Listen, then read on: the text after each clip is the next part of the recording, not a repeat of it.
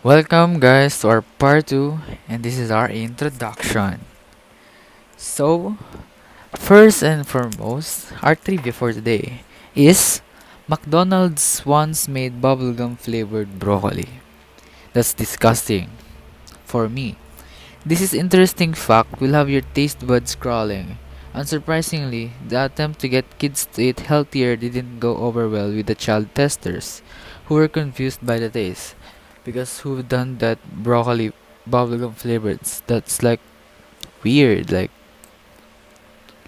gu- gu- gummy broccoli in your mouth staying for too long and it's broccoli flavor. Like that's weird. That's not crazy. That's disgusting. Like, yeah.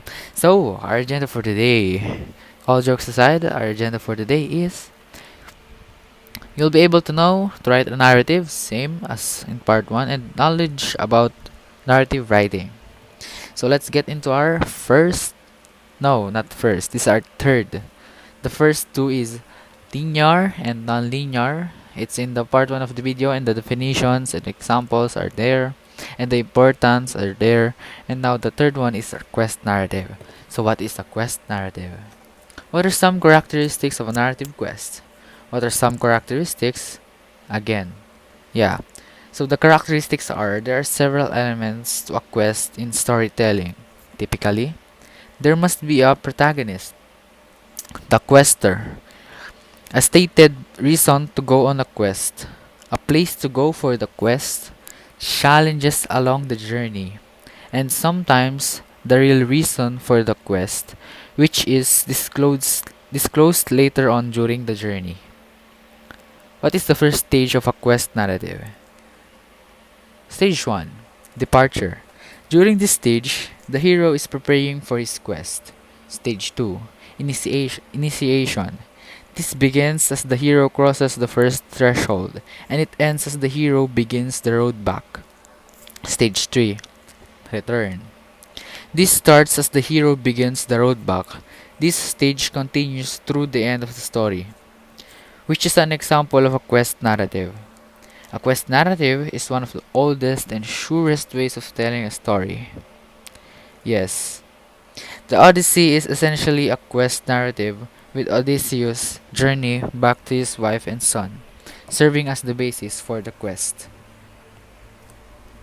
How do you write a quest narrative?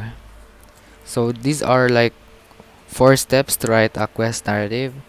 So first one is you need to describe the object of the quest and why it's important. So for example, I need to get the diamond.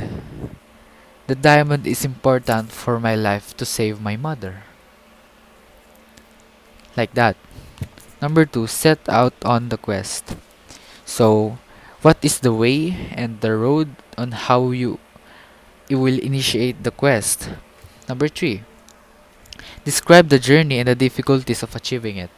Like, are there monsters? Are there like super villains that you need to kill first? You need to go on like a speeding boat, like a flying birds with big wings that throw fireballs. So you need to describe the journey and of its difficulties of achieving it before he or she get the diamond for her mother, because it's important. And 4, describe whether you achieve the goal or not. Not all stories are successful. Some stories are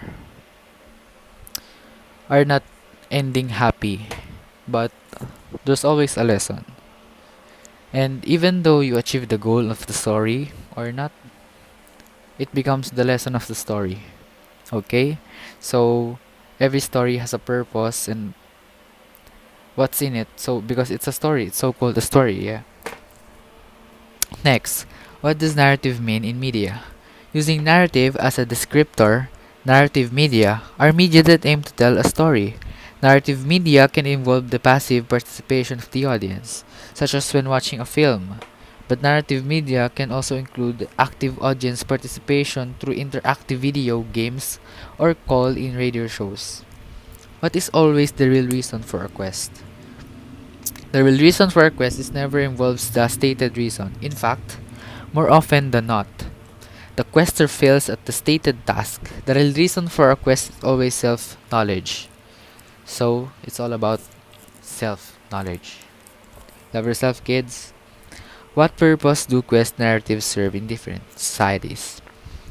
So, the purposes they serve in societies are quest narratives from different societies can help to share their beliefs and cultures that are specific to them. So, what is a hero narrative?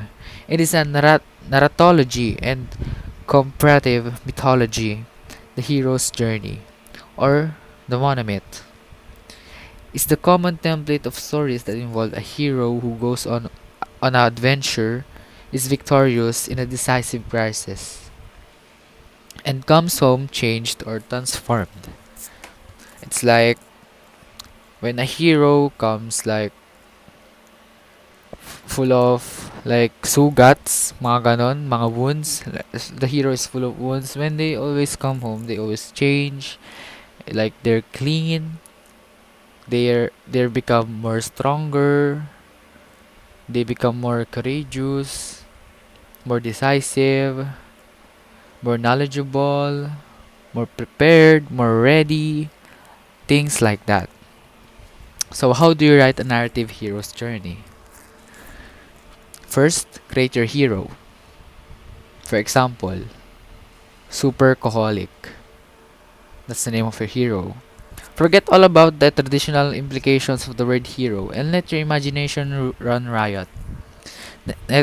Number two, next, give them a goal. So what's their goal? What's their purpose? Here's an important point. First and foremost, stories exist on a literal level. Number three, set out 4 quadrants of the story cycle. 4 parts. So yes, what are the 8 steps of a hero's journey? Step 1. Ordinary world. What world is he? Is he from Namek, from Earth, from Pluto? Number 2. The call to adventure. Who's the one asked him to be on an adventure and be a hero?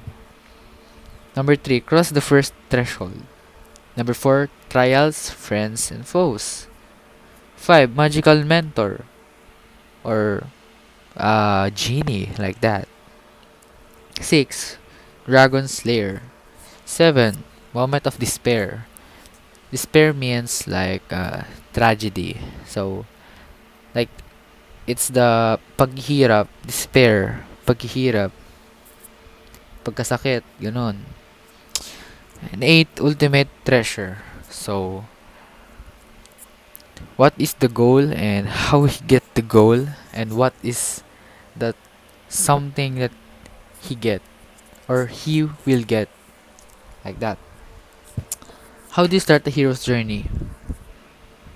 There are 3 stages. The departure. The hero is compelled to leave her ordinary world, if possible.